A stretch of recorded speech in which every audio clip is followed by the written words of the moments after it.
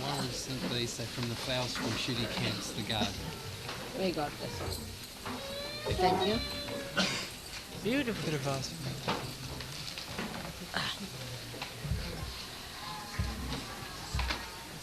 Ah. Thank you.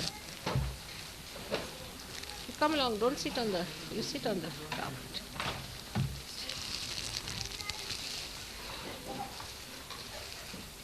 All right.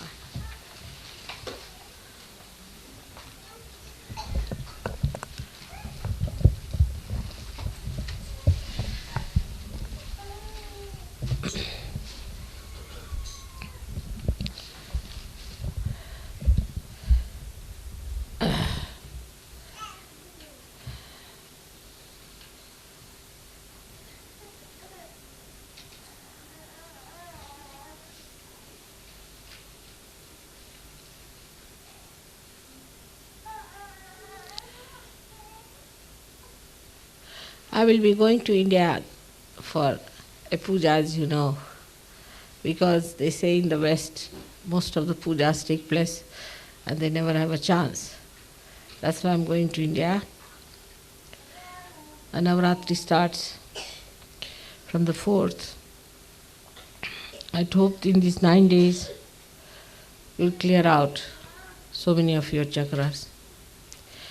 Of course, I'll be working on them, but you have to also cooperate. Watch yourself, find out what's wrong with you. Why the different chakras are catching. Now the attitude that we have towards ourselves and towards others has to be now changed in these new circumstances and in this transformation. The Sahaja Yoga lifestyle is not a system, you know that. We don't want to create any systems, any norms in Sahaja Yoga. But what we do here is to transform ourselves into selfhood, into the spirit state. By that, we change our attitudes. If our attitudes are not changed, then we have not achieved much in Sahaja Yoga. The attitude first should be that we have to know that we are on the giving end, not on the receiving end. If that happens to you automatically, spontaneously, then you have achieved it. But supposing it does not happen, then you have to be on the watch out. First of all, you must feel the joy of being in the Sahaja Yoga. If you cannot feel the joy, then there's something wrong with you, something wrong with your heart. Heart is not clean. You have to clean your heart. If you think of your past all the time, or past of others, then it's a wrong attitude completely. You have to be in the present. And the gloom and unhappiness, all these things are signs that yet you have not become your spirit. The attitude should be, what joy I can give to others, what I have given to others. And the giving is such a great joy that it cannot be surpassed by any other joy. So one has to think, what did I do for others? How did I help others? How much love have I given others? How much understanding I have of others? Unless and until you develop that kind of an attitude, you cannot enjoy life. People think enjoyment depends on others. The atmosphere is bad, I'll be happier in India, not here, very common. It's not so. If you are fully aware that you are the spirit, you can enjoy all the other Sahaja Yogis which are here. So a person who cannot be collective shows that he is yet very much to be developed. It is not how much you have studied, what personality you have got, what kind of education you have had. That's not important. How much you can enjoy in whatever may be the circumstances, that capacity shows your identification with the Spirit. You can see me, you have seen my life, how I can adjust myself to any circumstances. 1,001 thing I can do without getting worried about it or upset about it. I'm not saying that you can achieve all that, but still, you should have your ideals before you. Now the part where we fail is that we start finding faults with others. This is the worst attitude. That makes you angry because we think you are in charge of everything. I have seen people going on the road, they see, say for example, a funny person passing through, or they find somebody who is not wearing a proper dress, or maybe he is walking in a funny manner. Immediately they get angry. As if they are the policemen, as if they are in charge of the road, as if they have to correct the whole world, and as if they are perfect. In Sahaja Yoga, if you try these old tricks, you can never be happy. Here you don't have to see those things. Just close your eyes when you see any defects of another person. Such a person is always an angry person because he finds the whole world is after his life, or he finds that he has to get after the whole world. One of the two. It's a funny existence.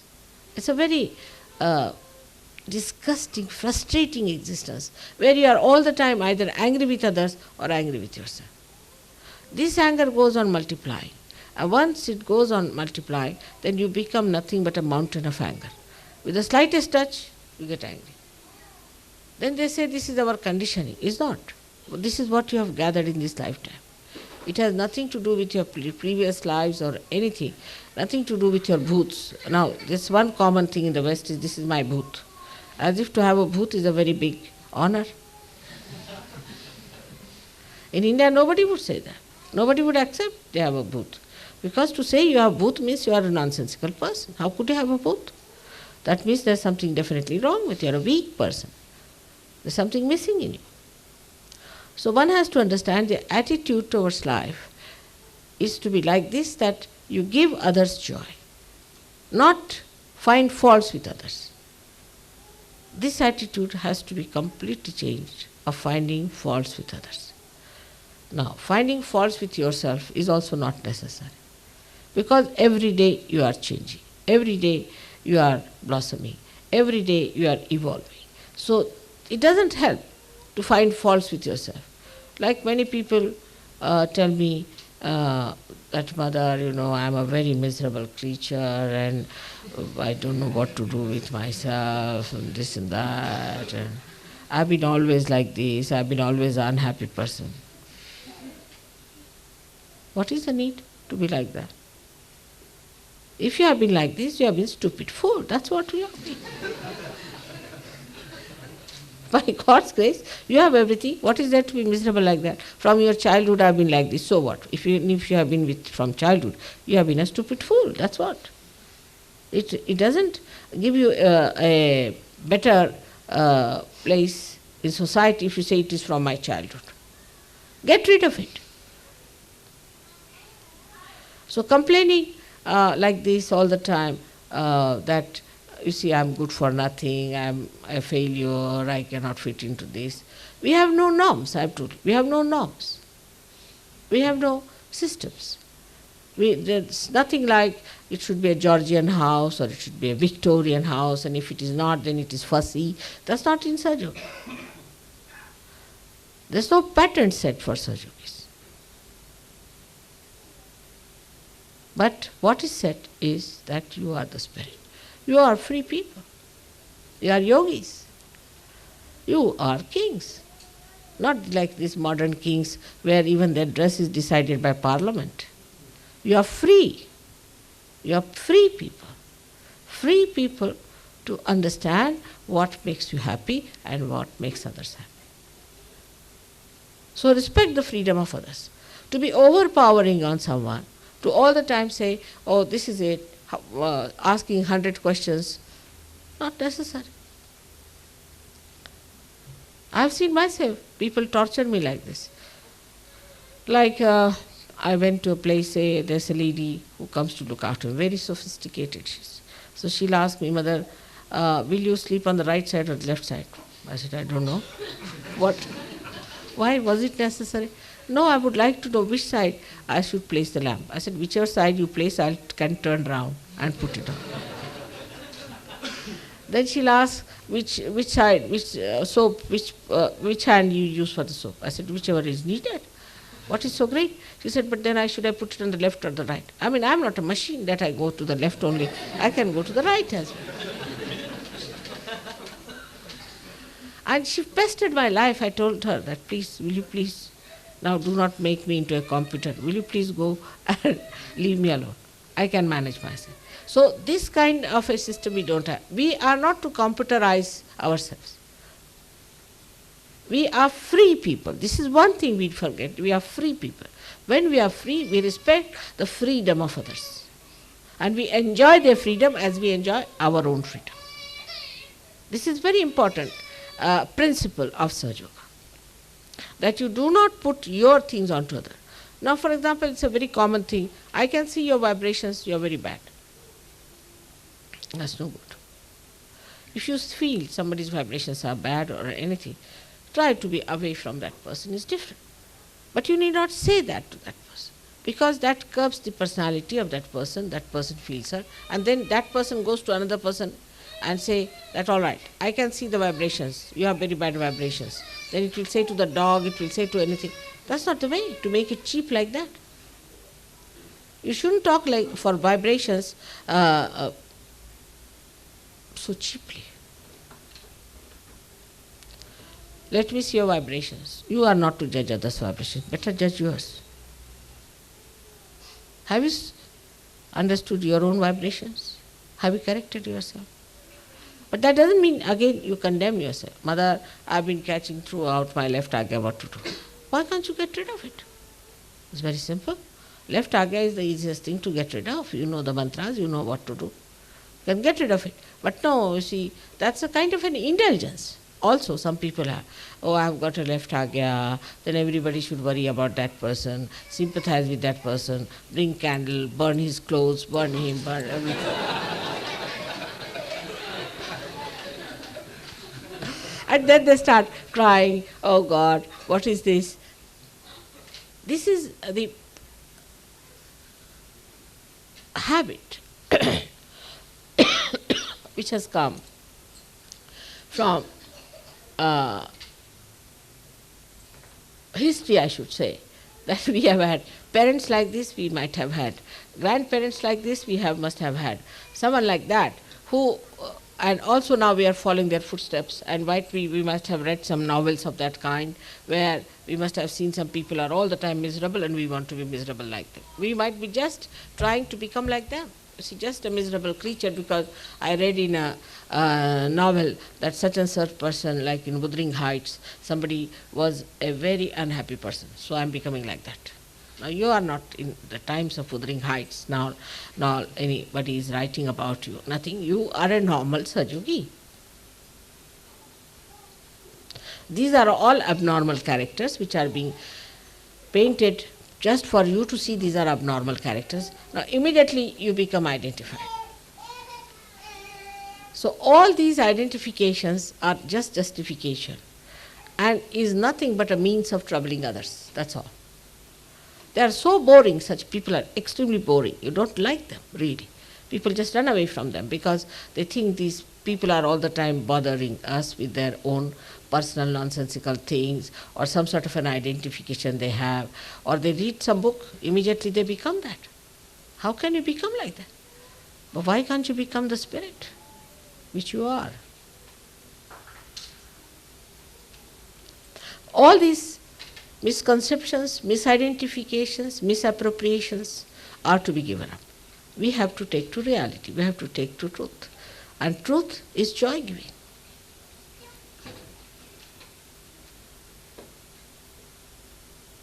Now the word, as I said, problem, is a recent word in English language. They never had it before. I tell you, in geometry only we used to learn when I was young.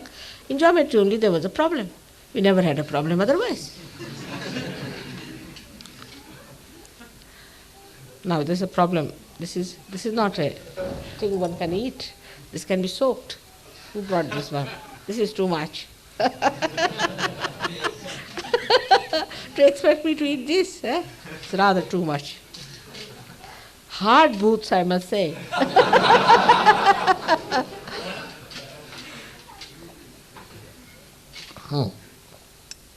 So when we laugh, we should laugh aloud. Open. We are free people.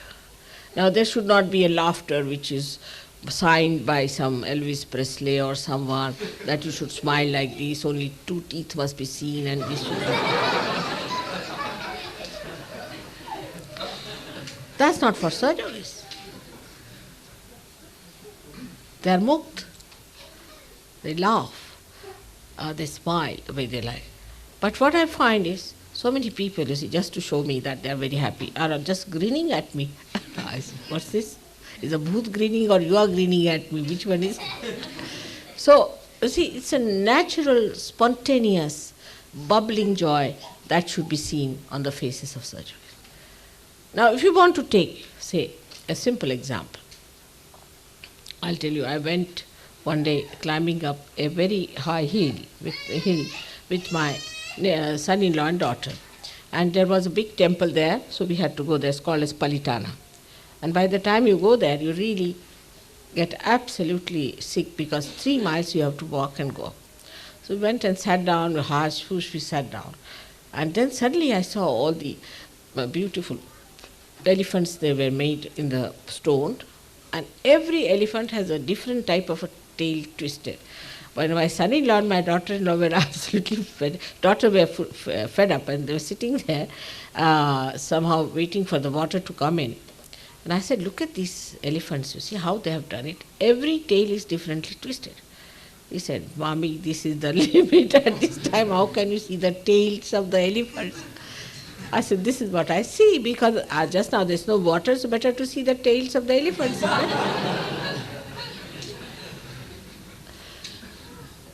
And that's how you feel better, you feel younger, you feel happier, you feel dynamic, you can do 10 things without bothering others. But it's a human nature, I think, to show off that you are extremely unhappy, to gain some sort of a sympathy. That little work you will do, and 10 times you will tell that, oh God, I went down to the shop, and then I climbed up, and then I went to the counter, and then I bought this, and then I had to pay the money, then I had to...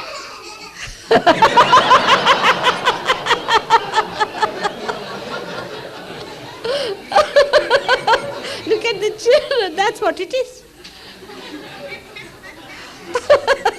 Children are enjoying it because they know they do like this. All these nonsensical things need not be done at all. It has to be a very simple, joyous thing which should be said, you have brought something, just all right, give it nicely, happily. You don't have to say, I did this, better not give, Baba, keep it with yourself.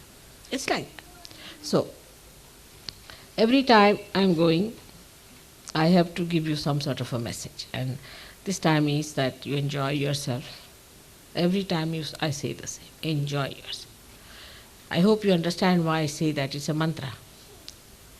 It's the mantra today, that enjoy yourself. Yourself, your spirit. Enjoy your spirit. In Nirananda. You should drench yourself into that. You will be surprised, all so-called problems, all so-called pressures, all these things just will die out. It's your only mental conception, your mental ideas and the forms and systems from which you are coming out. That's why. You have certain ideas about people which is not true. They are all evolving, they are all coming out of it. Even the societies which are not Sahaja Yogis are changing. around you. You are the one who are changing all these things.